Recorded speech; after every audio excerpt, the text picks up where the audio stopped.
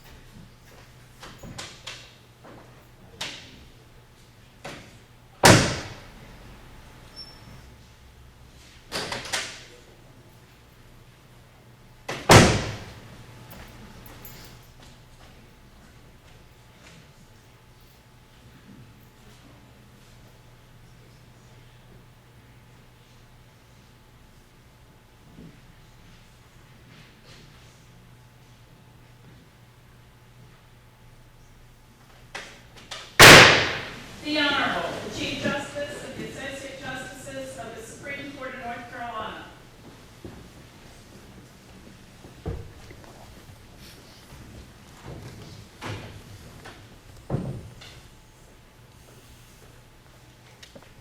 Oh yes, oh yes, oh yes, the Supreme Court of North Carolina is now sitting for the dispatch of business. God save this state and this honorable court.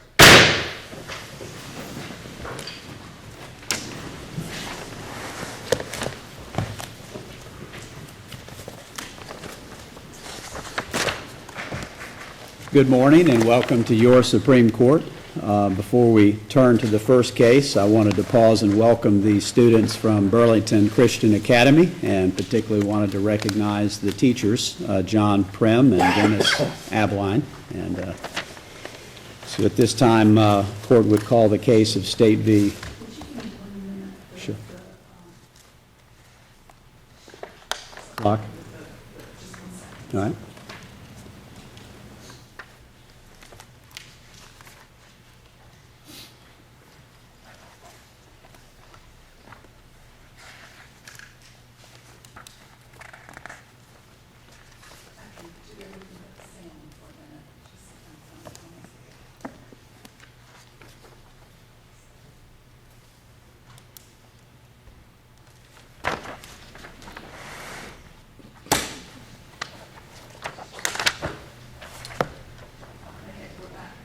Okay, great. All right, so the State v. Bishop and the appellant may proceed.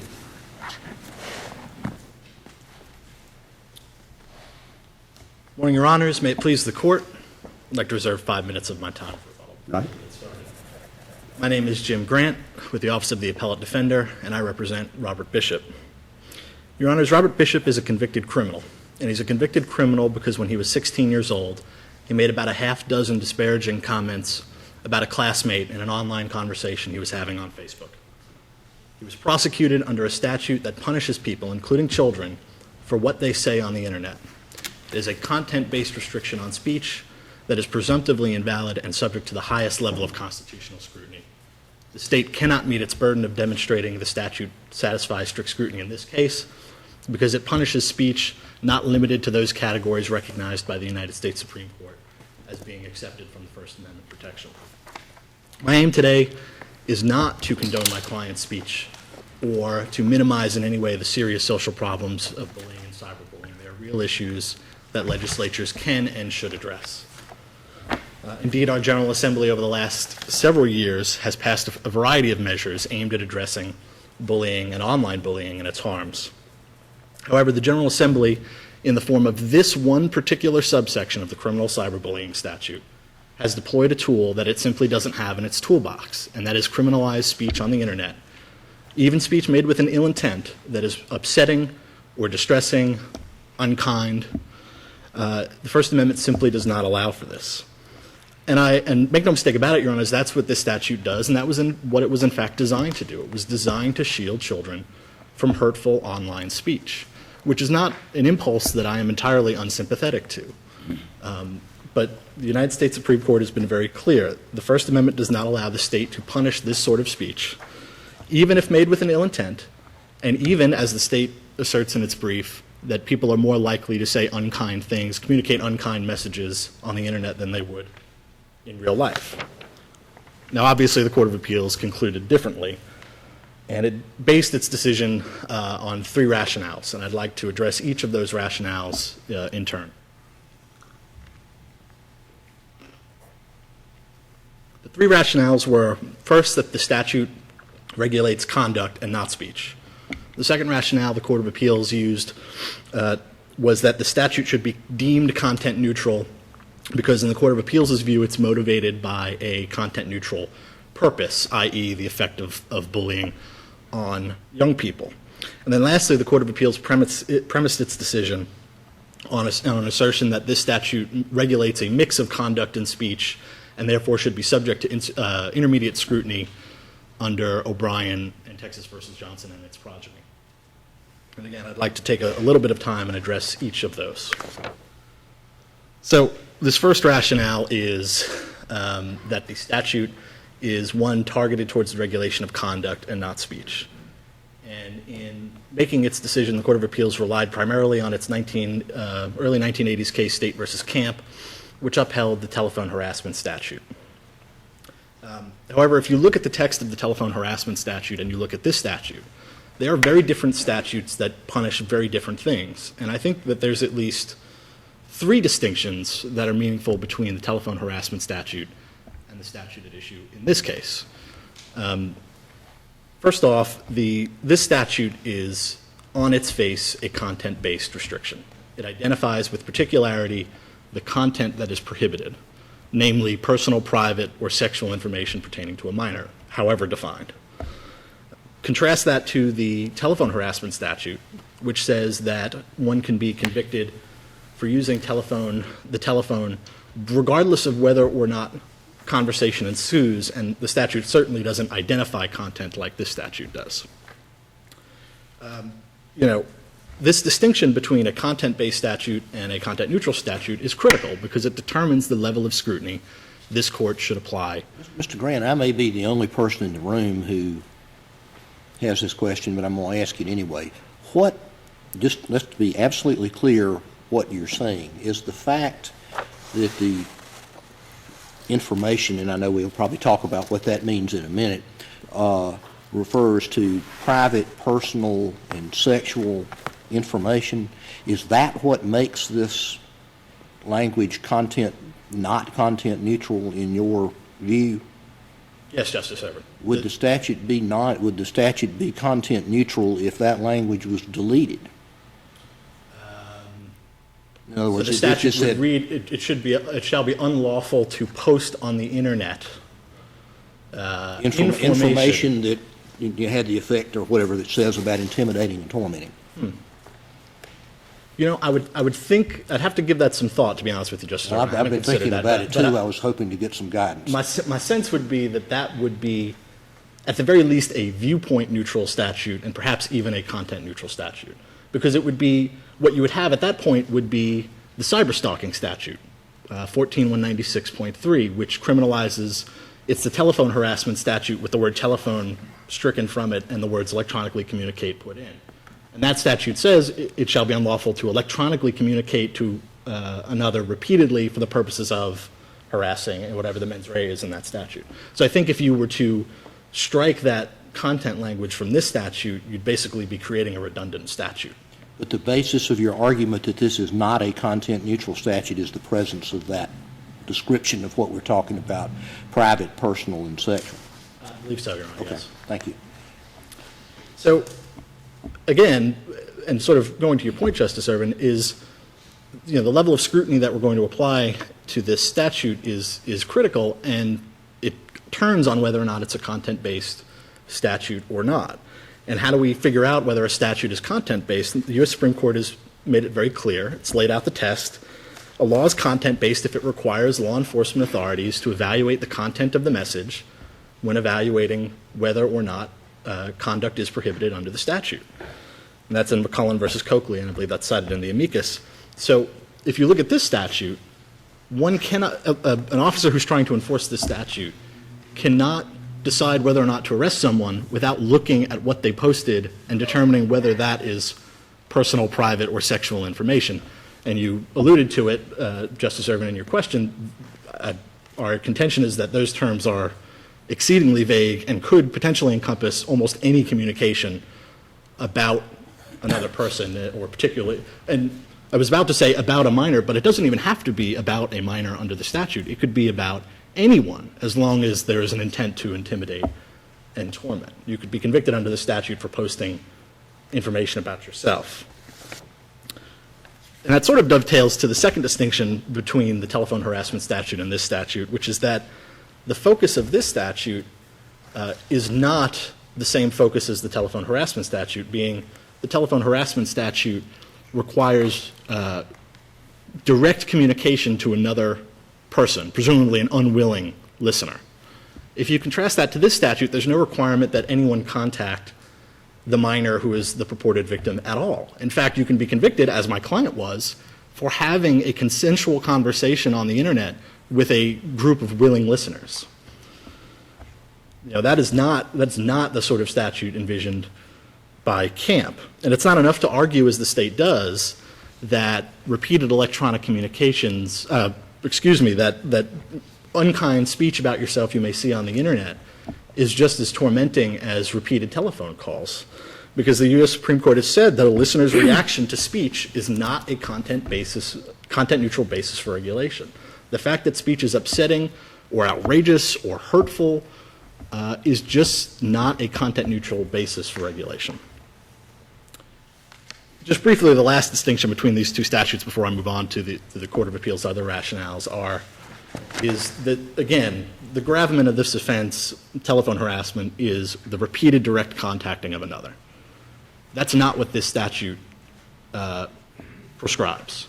Perhaps that's what the General Assembly hoped the statute would prescribe, although it seems curious to me that they would also have passed the cyber-stalking statute. But that's not what the language of this statute does. Can you talk a little bit about, I'm just trying to think about sort of the qualitative difference between posting about somebody and calling them. In the sense of I guess I understand what you're saying in that they're, if I'm understanding your question, Justice Jackson, How would posting rise to the level of tormenting or bullying?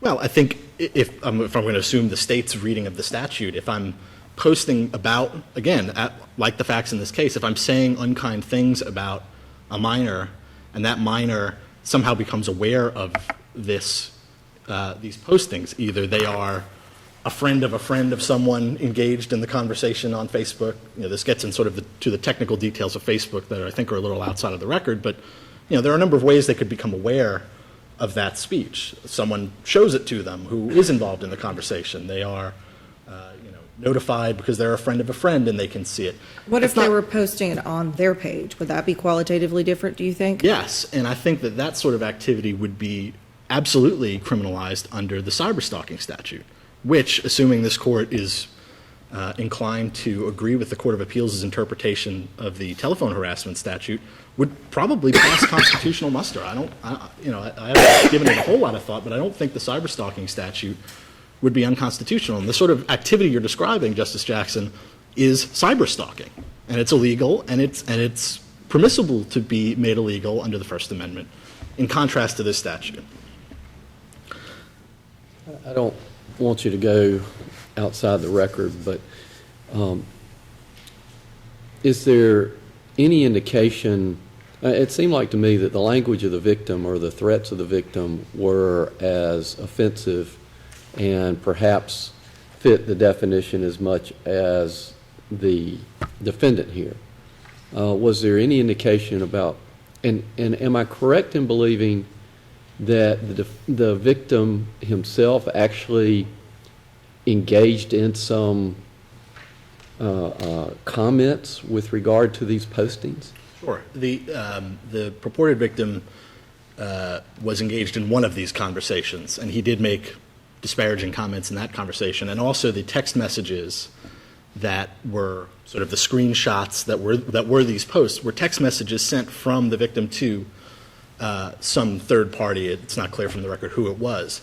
And yes, those text messages contained, I would argue, just as, if not more egregious language than the language my client used. So by Yet sending that activity is not criminalized under this statute. So the text message itself, you could send somebody as much hateful text messages, as many hateful text messages under the statute, and that's not criminalized. Well, no, Under not that under this. statute. Not under this statute. If you're asking me to put my prosecutor hat on, then yeah, I think that's cyberstalking, arguably. Yeah, but so then the question becomes, if the victim actually posted this or posted any comment, engaged in this dialogue, if you will, then why was the defendant charged and not the victim?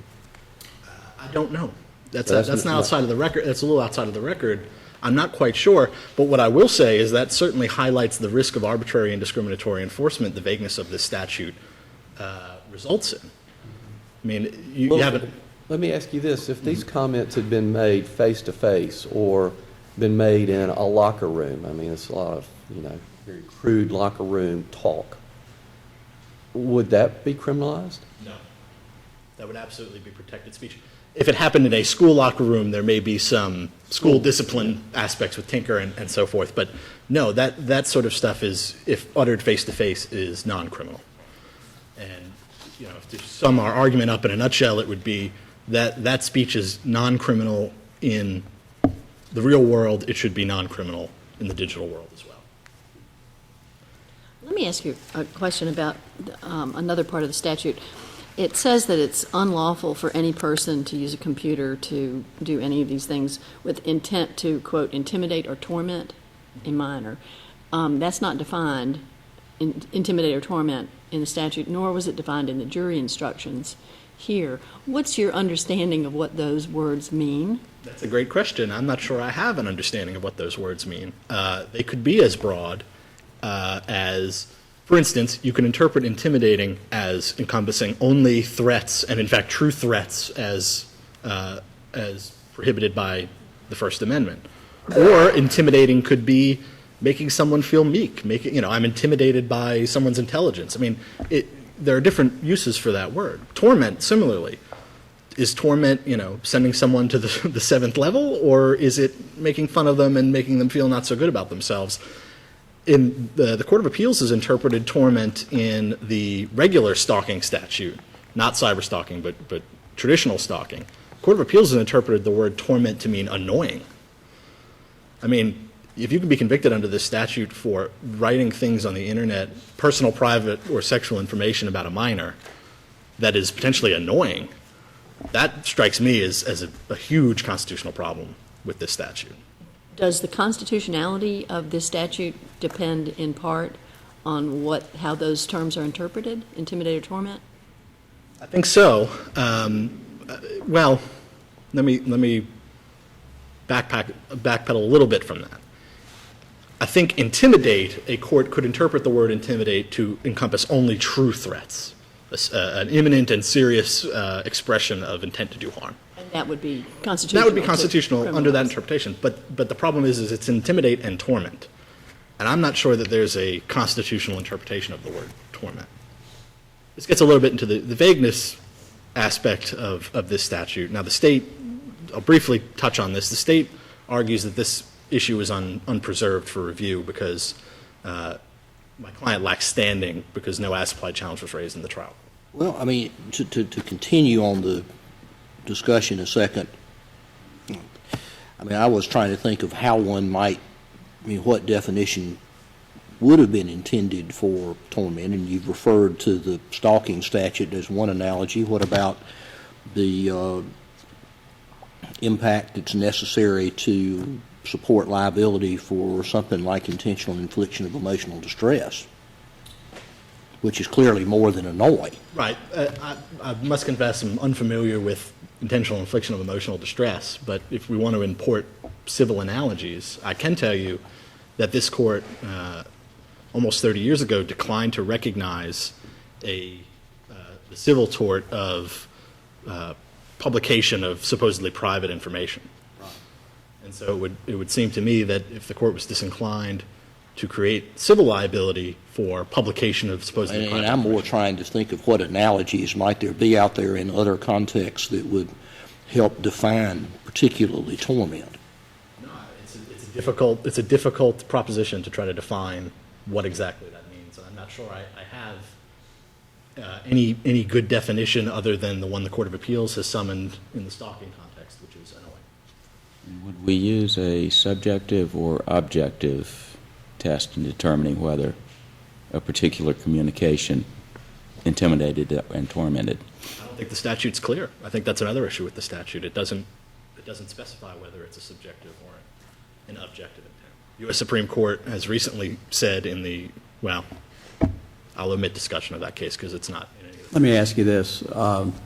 If the act of posting a message on the internet, if that's simply conduct and not speech, doesn't that render all internet communication merely conduct? I mean, if you're taking a step to place something on the internet, why wouldn't that transform every act of placing out the information on the internet as mere conduct and not speech? I agree. I don't think there is a good answer to that question. It can't possibly be the case that merely writing something on the internet would make that verbal communication qualitatively different than speaking it, writing it on a sign, publishing a book or a newspaper article. That's all speech, and that's all. No one disputes that that's speech and not conduct. It doesn't seem to me to make much sense to say that once you use the internet, which is a relatively recent invention, but not very recent, it's been around about 20 years in everyday use, I don't see any meaningful distinction. And the U.S. Supreme Court has specifically said that online speech is no different than real-world speech or published, written speech. It did so in Reno in 1997 and has never reconsidered that decision and has given no indication that it would reconsider that decision. I'm running a little bit shorter on time than I anticipated, so I would like to just sort of jump ahead and look at the only other, I think if you examine this statute, you have to come to the conclusion that it's a content-based restriction on speech. And in fact, every commentary that we've been able to uncover about this statute concludes that it is a content-based restriction on speech that should be subject to strict scrutiny. But perhaps more persuasively to this court is the only other statute like this that has been evaluated by any court in this country is the statute that was struck down by the New York High Court in Marquand M. And I think it's probably instructive to look at the Mark 1M statute and the Mark 1M case and sort of see how it would inform this case. The statute in Mark 1M was structurally identical to this statute. Admittedly far broader, but structurally identical. The Albany County statute in that case prohibited the posting of private, personal, false, or sexual information. So 4 prohibited contents, 3 of which are in our statute. It then prohibited the posting of that information with the intent to harass, annoy, threaten, abuse, taunt, intimidate, torment, so our 2 mens res, humiliate or otherwise inflict significant emotional harm on another person. In evaluating that statute, the New York High Court recognized it for what it was, and that's a content-based restriction on speech, and it applied strict scrutiny and struck that law down. Mr. Grant, asking you as an advocate, you do not, of course, don't like the statute, but cyberbullying does appear to be a problem. How could it be constitutionally addressed by the General Assembly? Sure. My argument today is not that cyberbullying as a phenomenon is immune from government regulation. There's just a panoply of things that can be done about it. This statute is not one of them. There is the enforcement of, there's the creation of new statutes. So we have cyber stalking, which attempts to create a digital analog to traditional stalking. As I've said, I haven't given it a ton of consideration, I'll admit, but that statute appears to be facially constitutional, at least the section insofar as it mirrors telephone harassment. The state can also enforce criminal laws that punish speech that's clearly unprotected.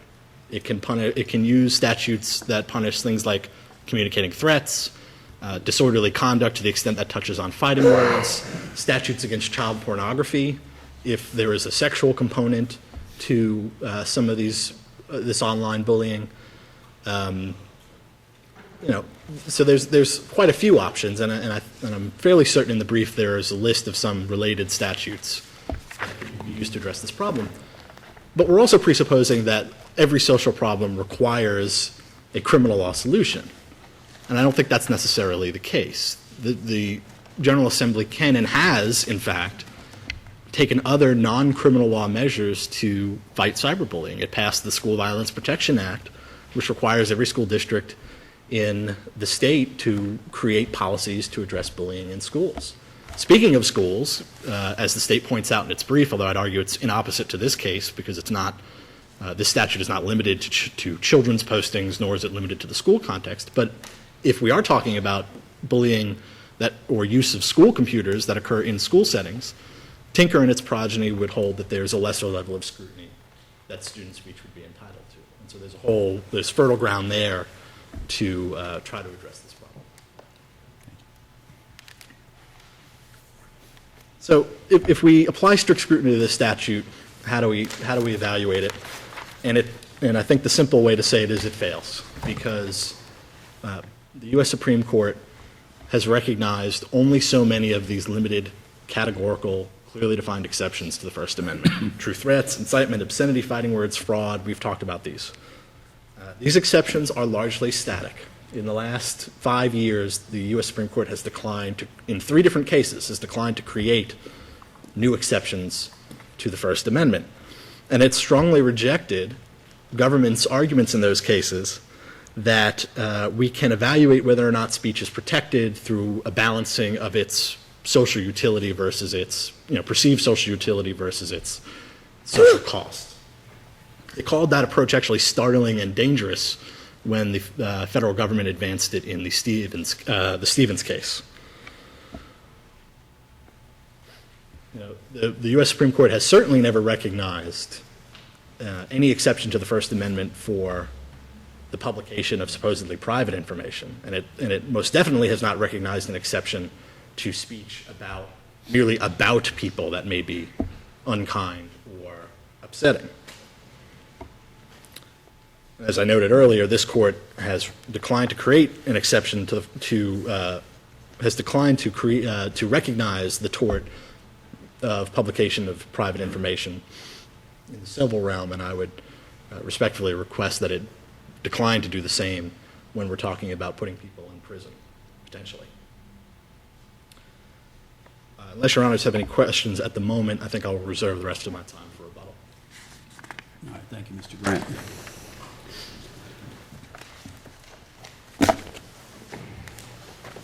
The appellee may proceed.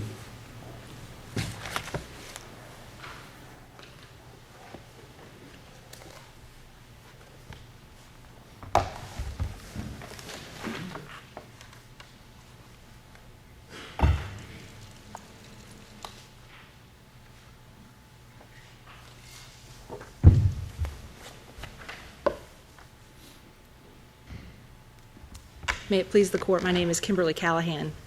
I'm an Assistant Attorney General with the Department of Justice, and I represent the state in this matter. The cyberbullying statute does not regulate protected speech. On its face, the statute prohibits the act of using the internet as a unique instrumentality to intimidate or torment adolescents in the state. Now, although this behavior can be accomplished through words, those words are integral to criminal conduct and receive no First Amendment protection. Now, Ms. Callahan, what about Mr. Grant's point that if these same words were spoken, they would not constitute criminal conduct? as of right now, I don't believe North Carolina has a criminal statute that would address that situation, so I'm not sure what the answer to that question would be.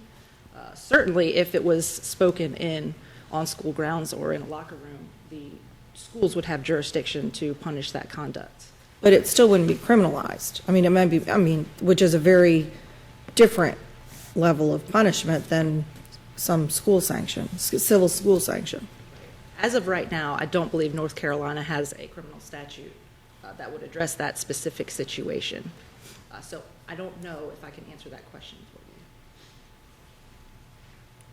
Well, does it change the magnitude of the message if the words are spoken, say, to a person or to a finite number of people, as opposed to it being posted on Facebook, which could, even if it's sent to one person or a finite, it could actually be spread to who knows how many people? Yes, I do think there's a difference, Your Honor, and I think that is why the legislature criminalized the manner in which this information is conveyed via the internet, because there are different considerations when you talk about people being bullied face-to-face and people being bullied on the internet. Studies have showed that cyberbullying I'm looking for the word, it's more detrimental to adolescents than regular bullying is, because there's a group mentality that can go on in the internet. You can make comments anonymously, and people who would not normally say something to someone's face has a shield up in front of them of the internet and now have free reign to basically make whatever comments that they want about another person that they normally would not say to another person's face. These communications can stay on the internet in perpetuity, so it's not just a passing, I hate your sweater today. It's something that they can go back to and look at unless someone takes it down. I have a question for you about your assertion that it regulates conduct. Yes, Your Honor. And I understand that the court has agreed with that, but Yes, Your Honor.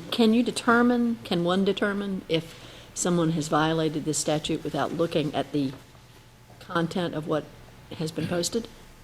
I believe that you would have to look at the content, because this conduct is accomplished through the use of words.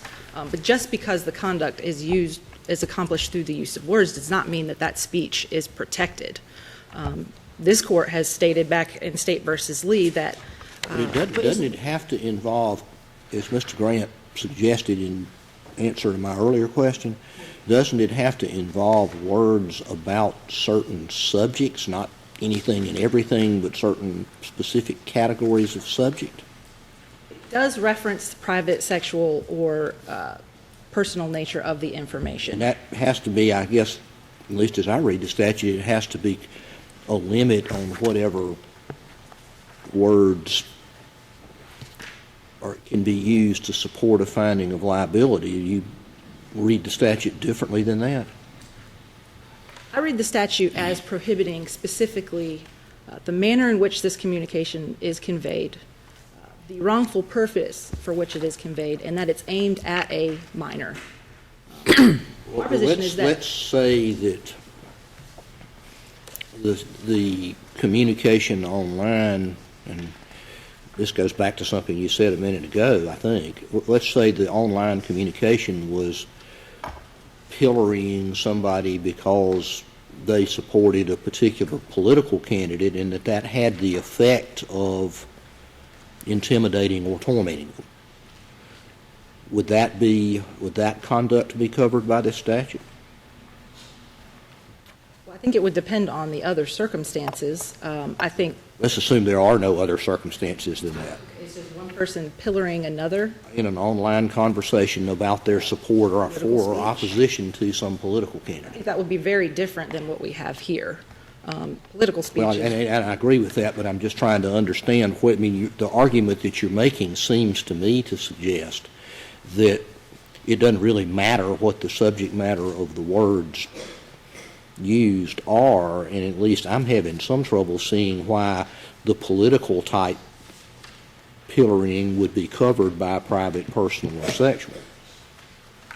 If that's the case, then I'm not sure where that leaves your argument, and I'm wanting to hear more from you about that. I don't believe that the statute was intended to cover a juvenile's political thoughts. I believe There's it's. an awful lot of juvenile political comment on any internet site. I would not disagree with that, Your Honor. I think the statute is specific in that it criminalizes this particular information and using that information to torment or intimidate that juvenile. I don't know that any particular political speech would fit into those categories.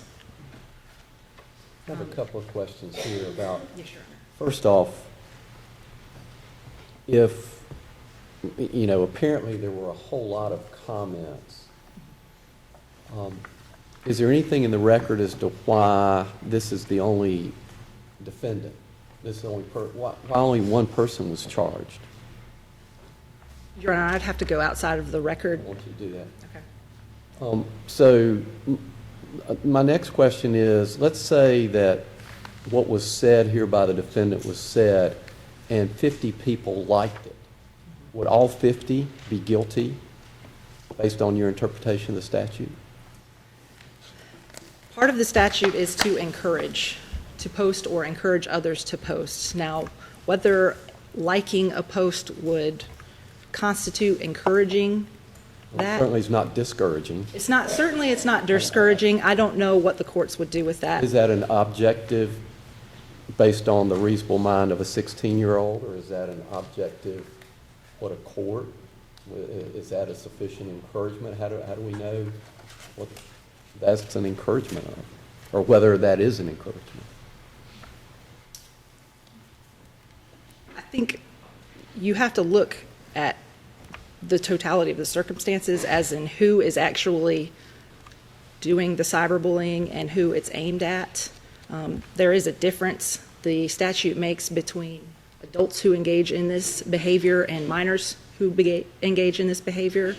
The punishment is different for both. So I think that there would have to be different standards of looking at this type of conduct. So in determining whether or not they were encouraging cyberbullying rather than posting the information themselves, I think there would be differing standards there. So let's assume that, I mean, do you agree that the fact that there seemed to be a whole lot of people who either liked or agreed with the defendant is one of the things that led to the victim's reaction? In other words, if the victim had had 50 people come into his defense, he wouldn't have been reacting the way that he did. I don't know if I can answer that question, Your Honor, but as a 16-year-old male, I've never been a 16-year-old male, but as a 16-year-old female, having disparaging comments posted on the internet, whether somebody comments on it or not, for anybody to see about my alleged sexual orientation would be, I think I would have the same reaction. Even So- if 50 people came to your defense? Because it seemed like to me the reason that this got to the level that it did, that the alleged victim reacted because it seemed like the whole school or his whole peer group or this large number of people were against him. Is that fair? Those are the facts of this case, yes, and I'm sure that influenced the way he felt about it, since there was a particular group of students who engaged in this behavior repeatedly against him. Because it seemed like to me, would you agree that if you only had the alleged victim and what he posted, or apparently what ended up on the internet, that he actually went to the internet to post, not his text message, but his posting, would you agree that that could fit the language of the statute? No, Your Honor, I would disagree with that. What happened here was that he texted someone else some text messages. That other person posted them on the internet, and that is what gained all these other comments. The only comments that the victim in this case, Dylan, made, and I won't repeat them word for word, but basically is, I'm going to fight you. I don't want to do this. Please leave me alone. So no, I do not believe that that would fall into the cyberbullying category. Ms. Callahan, let me go back to the question I was asking you about earlier about whether this regulates conduct or speech. That seems like a key first step in analyzing the statute. Yes, Your Honor. The defense counsel argued McCullen versus Coakley and pointed us to language from the amicus brief that says that if a law is content-based, and I'm reading a quote here, if it requires enforcement authorities to examine the content of the message that is conveyed to determine whether a violation has occurred. That case that came out from the Supreme Court was in 2014, but was not mentioned in the Court of Appeals opinion. How do we apply that principle here to say that this doesn't involve speech? Yes, Your Honor. Because where speech becomes integral to an integral part of criminal conduct, then it's not protected by the First Amendment. And I'd But can you determine whether someone has violated this statute without examining the content of the message? Your Honor, it's how you engage is through posting information. So you would have to look at the postings to determine whether or not they were engaged in this course of conduct. And I guess it's hard to see how, if you have to do that, and the Supreme Court has said if you have to do that, it's speech, then how do we avoid that being speech here? Because any expressive aspects of the speech, for lack of a better word, that goes on the internet is part of the harassing or intimidating conduct. And because it becomes an integral part to that conduct, any expressive aspects do not receive First Amendment protection. This can be seen at good examples in the federal cyberstalking cases that have come out of the federal circuit courts. The facts are not exactly analogous to here, but they're very similar. For instance, in United States versus Ossinger, the defendant created a fake Facebook page in the name of his ex-girlfriend and posted sexually explicit pictures of her. And he was charged with federal cyberstalking. And the court held, he challenged it on First Amendment grounds, saying that the statute prohibited protected speech. And the court held that the statute prescribes harassing or intimidating conduct and therefore is not facially invalid under the First Amendment. And it explained that the prohibited acts are tethered to the underlying criminal conduct and not to speech. It went on to say, to his applied challenge, that any expressive aspects of Ossinger's speech were not protected under the First Amendment because they were integral to criminal conduct in intentionally harassing intimidating, or causing substantial emotional distress to the victim. But doesn't that go to the distinction between cyberstalking and cyberbullying to some degree? I mean, they are different things, and we have cyberstalking statute. We do have a cyberstalking statute, but it's not as similar to cyberbullying as the defendant would like to make it. Cyberbullying is aimed at general electronic communications which are intended to harass another. But the case that you just cited from the Federal Circuit wasn't a general electronic communication either. That was very specifically targeted to this ex-girlfriend. So that, I mean, there just seems to be a pretty wide gulf between cyberbullying and cyberstalking is my question. So how can we analogize this state cyberbullying statute to a federal cyberstalking statute? Because the same interests are there. The legislature has criminalized the manner in which this information is posted and the specific wrongful intent to do so. That's the same with the telephone harassment statutes. They're just using a telephone instead of the internet to engage in this harassing conduct. It's the same with the federal cyberstalking statute. They use electronic communications, which have all been basically Facebook or email, to engage in this harassing or intimidating conduct.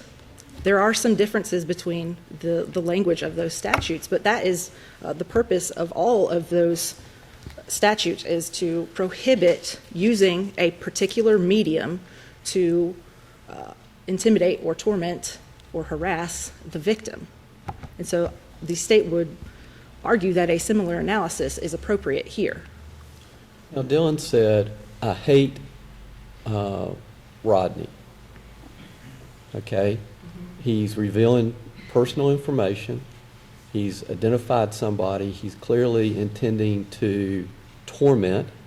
Say I hate is not kind. Why wouldn't that fall under the statute? It's not personal information about Rodney. Well, it is to the extent that he's saying he hates him. I mean, he's revealing personal information about his dislike. He's intending to influence other people to dislike him as well because he's sharing it with all these other folks.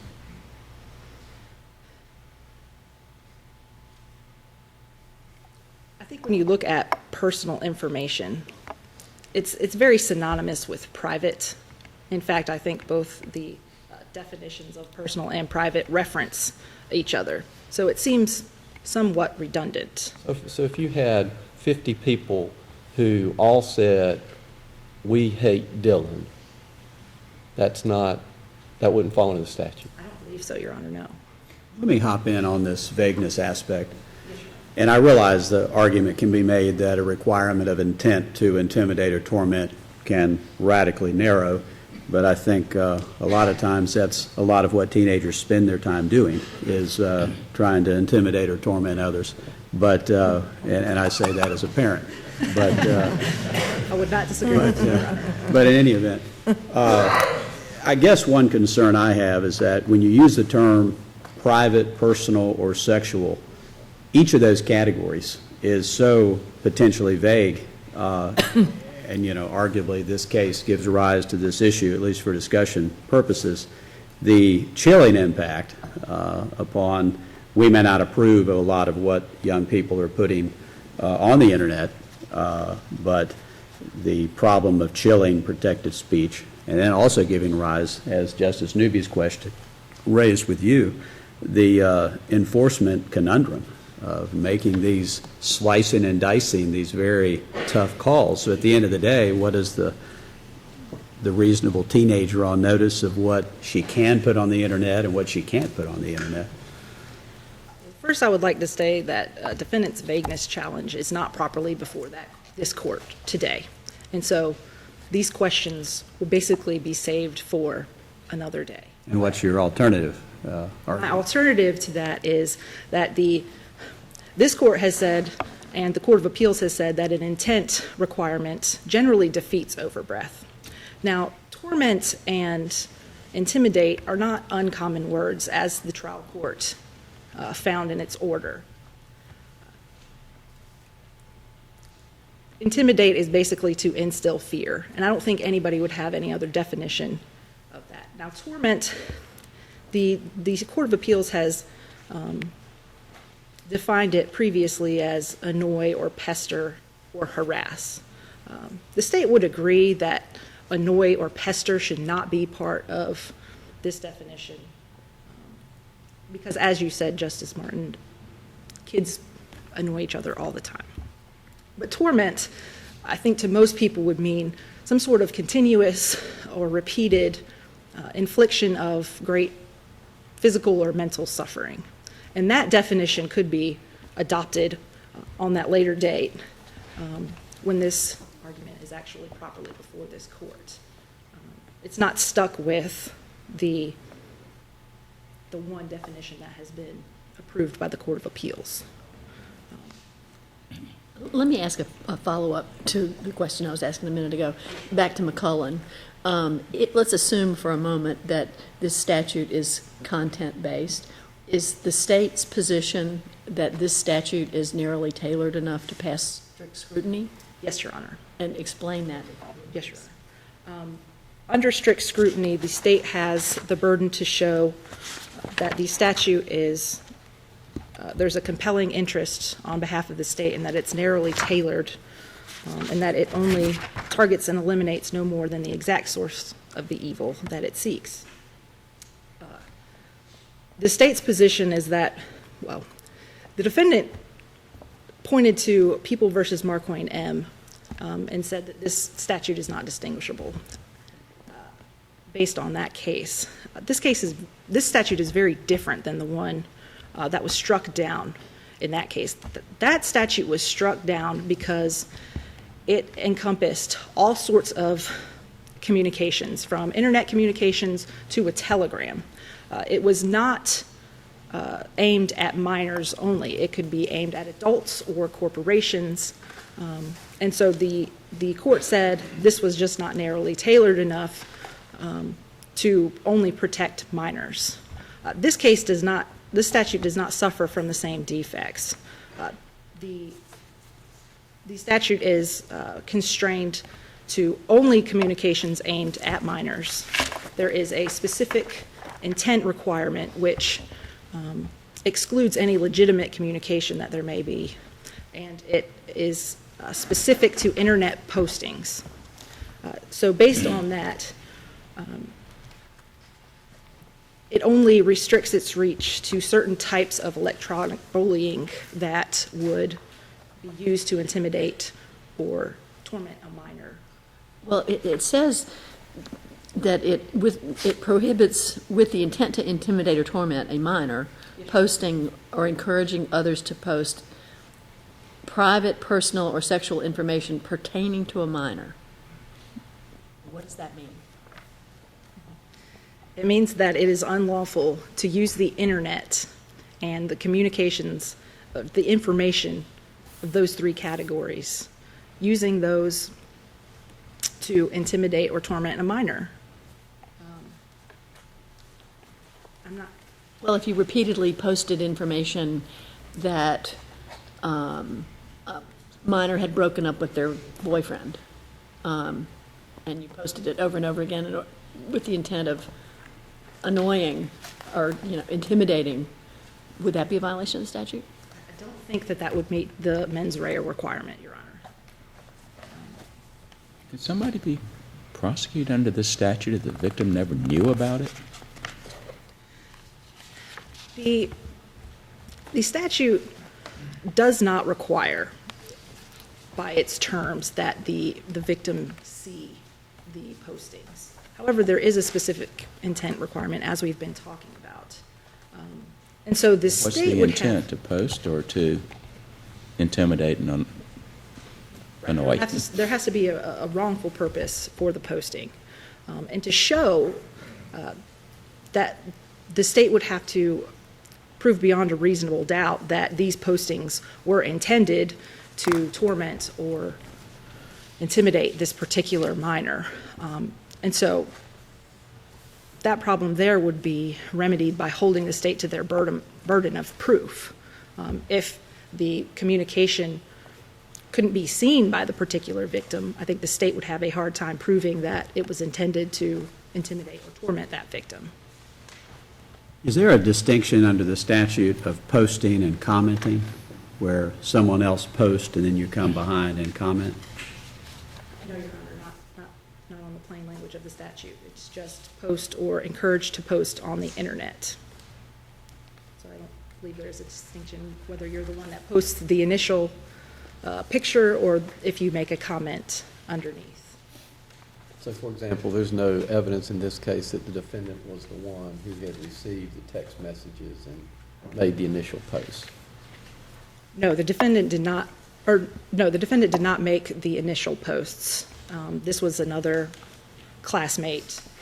There was, if you look at the state's exhibits, there were several classmates who were involved in this behavior. And there was one in particular that would post the initial image or text message, and then the others would comment underneath.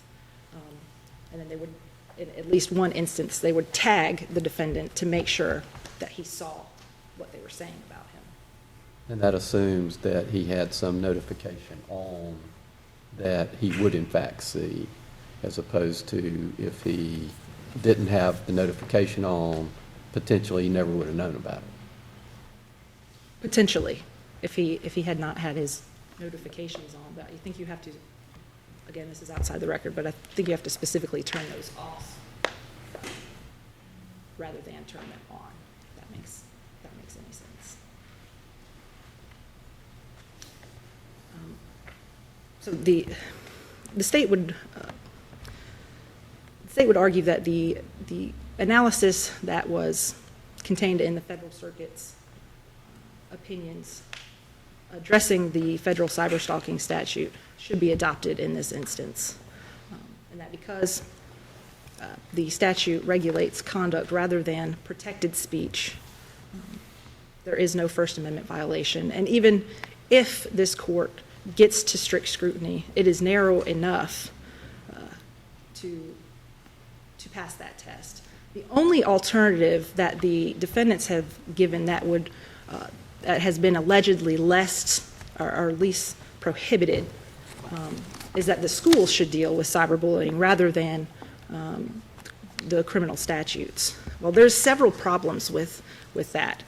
One, we don't know if at this point with our country's jurisprudence whether schools can actually regulate conduct that occurs off campus and outside of school time. There's a conflict in the federal circuits over that, and that has not been resolved by our Supreme Court yet. So we don't even know if schools can regulate this type of conduct. Secondly, schools have no jurisdiction over adults who engage in this behavior. And unfortunately, the reality is that adults do engage in cyberbullying. One of the most, the cases that got the most national press was a 47-year-old cyberbullying a 13-year-old who ended up killing herself. We're not talking about upsetting comments.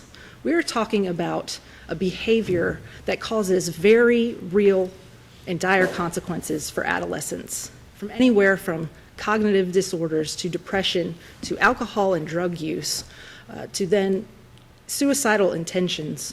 And there's even been studies that these individuals who get cyberbullied will engage in crime themselves later on. So society has an interest in prohibiting this type of behavior, and the legislature has enacted this statute to do just that.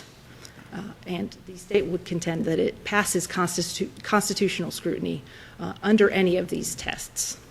So for that reason, the state would respectfully request that this court affirm the Court of Appeals opinion. Thank you, Ms. Callahan. Rebuttal.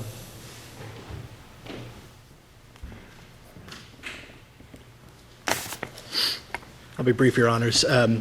So first, I just want to address a few things. On the topic of vagueness, the state doesn't cite any authority in its brief that stands for the proposition it advances, which is that failure to raise an as-applied challenge below automatically constitutes a concession that one's speech fell within the statute. It's our contention that my client's speech did not fall within the statute's reach. But even if you were to accept for the sake of argument that the vagueness challenge is unpreserved, this court still has to evaluate what these terms mean in order to determine how broadly this statute reaches. The state in its argument said a lot of things like, well, it depends, should be interpreted. I mean, that's one of the central problems with this statute, is that we don't know what it criminalizes. Does it criminalize, kids being kids and horsing around on the internet and saying unkind things, even mean, distasteful things? It seems to me any reading of this statute would compel a court to conclude that it punishes speech, not a course of conduct, as the state argues. Justice Jackson, I think you asked the question that the state responded to, saying that this statute punishes conduct that is speech that is integral to the extent it punishes speech that is integral to criminal conduct. And that's just not a proper application of that First Amendment exception. The speech here is the criminal conduct. This is not like solicitation where you ask someone to commit a crime and that speech is unprotected because you are asking them to commit a pre-existing crime. This statute creates the crime, and in our view, unconstitutionally so. For that very same reason, that's why the Court of Appeals is incidental or motivated by content-neutral purposes rationales also must fall, because the focus is on the communicative impact of the speech. And that takes it, even if you were to accept those arguments advanced by the state in the Court of Appeals, even accepting those mixed conduct speech arguments, it takes it out of the realm of intermediate scrutiny and back into strict scrutiny, because the focus is on the impact of the speech, of the communicative content of the conduct in that view. This statute is a content-based law. It's not content-neutral. It's a restriction on speech, not conduct. The fact that the statute requires a particular intent or on the speaker's part does not save it from being a content-based restriction or limit its reach to unprotected speech. And because it covers a broad array of constitutionally protected speech, it's overbroad and therefore, by definition, fails strict scrutiny. There's no doubt that bullying is a serious problem with grave consequences, and our General Assembly and legislatures across the country are developing ways to address it. But not every social problem compels a criminal law conclusion. This is not the right way to address this problem, and more importantly, from this court's perspective, it's not a constitutional way to address this problem. And for those reasons, we would ask that this court reverse the Court of Appeals and vacate Robert Bishop's conviction for cyberbullying. All right, thank you, Mr. Grant, and thank you to both counsel.